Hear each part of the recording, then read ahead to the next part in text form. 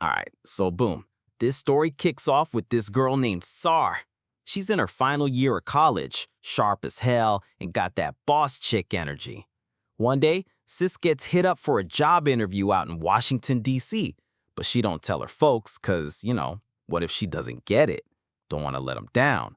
So she just dips in the car, solo mission style. Now, she don't really know the D.C. roads like that, so she fires up the GPS and starts cruising. But bam, it's Thanksgiving week, and traffic's jammed like crazy. Everybody and their grandma trying to get home.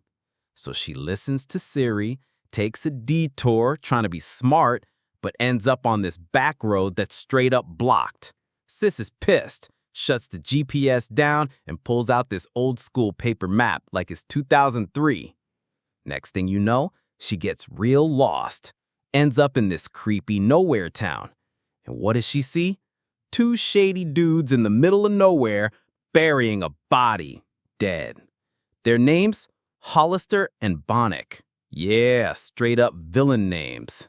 Sar doesn't see them, but they sure see her.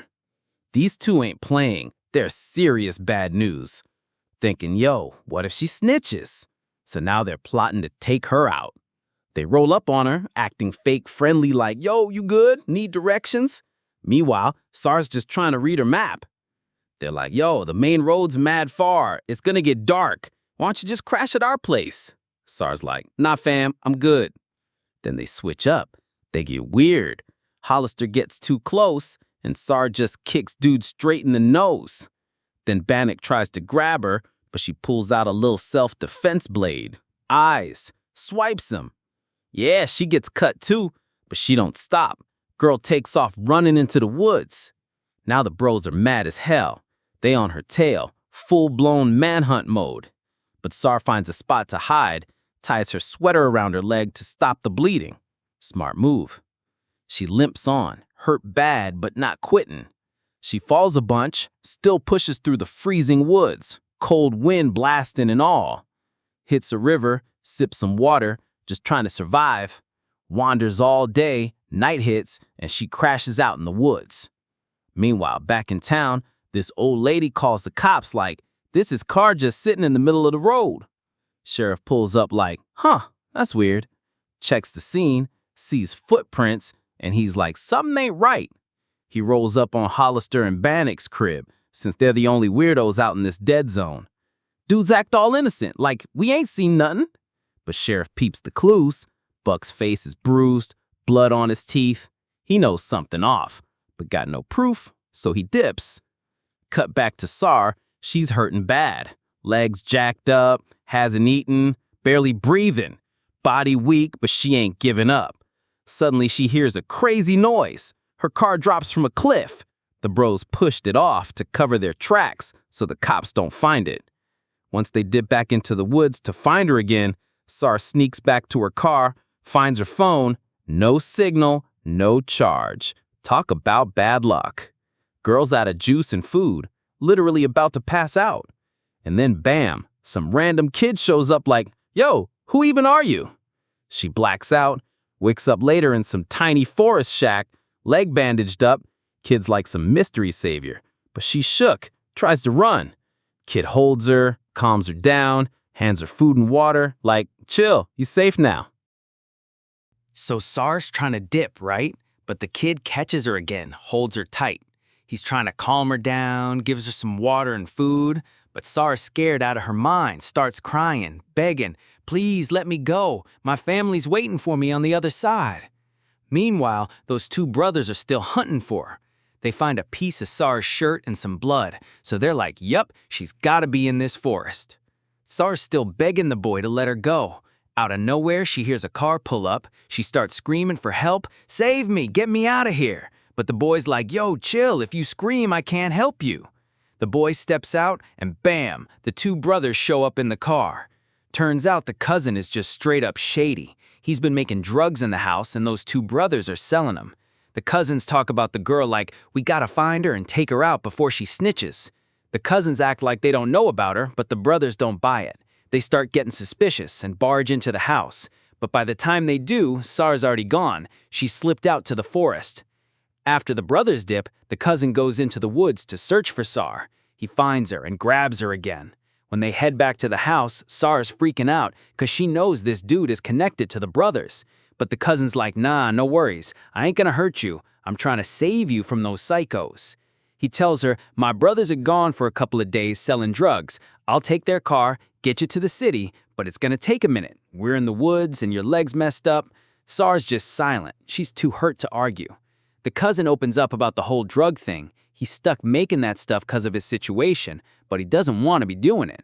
Meanwhile, at the police station, the sheriff gets news that a girl's ID was found in the car Sar was using. So now he's trying to figure out what happened to her. Sheriff's boss is mad, says, hurry up and solve this case, because the sheriff's been slacking. The sheriff's also shady, though. He's been working with the two brothers in their drug business. He tells the cousins, find her and kill her. If not, we're all screwed. Back at the cousin's house, Sar's just begging to leave. She needs to get out of there.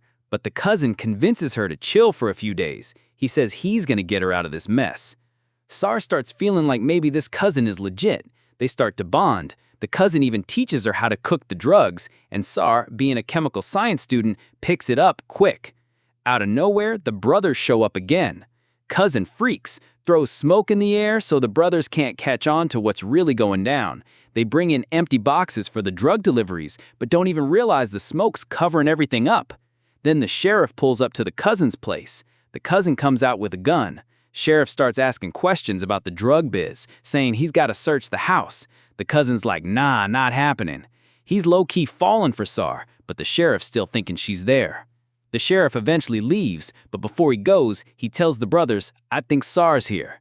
The brothers are like, let's go check it out. They pull up, get out, and start poking around the place. They find some footprints in the house and get suspicious, but they don't say anything, they just leave. Back inside, the cousin starts talking to Sar, but then bam, the brothers come in with guns, ready to finish what they started. The cousin looks at Sar, and we're all like, what happens next? So the cousin drops the gun on the ground, right? He's like, I got Sawyer locked down here, teaching him how to make drugs so our operation can run smoother. The brothers hear this, and they're like, all right, cool, whatever. The cousin tells Sawyer, yo, go grab us some coffee. So Sawyer heats up the coffee in the microwave, but then something weird starts happening. There's this loud noise coming from the microwave. He's about to check it, but Hollister's like, nah, hold up, don't. But before he can stop it, boom, the microwave explodes. Turns out, instead of coffee, they'd stuffed it with drug chemicals. The blast is huge. Buck gets killed instantly, and Hollister is seriously hurt. Inside the house, there's another explosion, and the whole place goes up in flames. The cousin grabs Sawyer, pulls him out of there, but he's hurt too. The two of them haul ass outside. As they're making a run for it, Hollister stumbles out of the burning house, aiming to kill Sawyer. But the cousin steps up, blocks him, and tells Sawyer, go, run. Sawyer's bolting, but Hollister's trying to shoot him. The cousin's like, hell no, takes the gun, and is about to kill Hollister when boom, the sheriff shows up and shoots the cousin dead. The sheriff then shoots Hollister, making sure there's no one left to snitch on him. He heads out to find Sawyer, but Sawyer's already sprinting down the road, sees a cop car, and is like, help! He gets in, but plot twist, the sheriff's in the car. Sawyer has no idea he's in cahoots with the brothers. They drive off and the sheriff's like, you're rolling with the wrong dude. Then he starts talking about the brothers, and that's when Sawyer realizes, oh crap, he's one of them.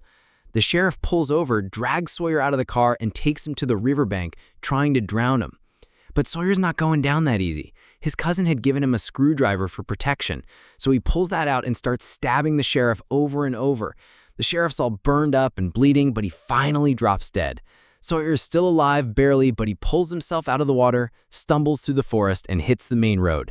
Just when he thinks it's over, another cop car comes rolling up behind him.